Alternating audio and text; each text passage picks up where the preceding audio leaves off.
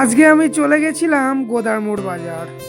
গোদারমোড় বাজারে প্রাকৃতিক সৌন্দর্য তোমাদেরকে দেখানোর জন্য গিয়েছিলাম। তো গোদারমোড় সংলগ্ন বা গোদারমোড়ের আশেপাশে যত অডিয়েন্স বন্ধুরা আছো, এই ভিডিওটি বেশি বেশি করে শেয়ার করবে এবং পেজটি ফলো করবে। এবং যে যে জায়গা থেকে এই ভিডিওটি দেখছো কমেন্টে অবশ্যই জানাবে। এবং তোমাদের আশেপাশে এরকম সুন্দর কোনো লোকেশন থাকলে অবশ্যই কমেন্ট করবে, আমি চেষ্টা করব সেই লোকেশনে গিয়ে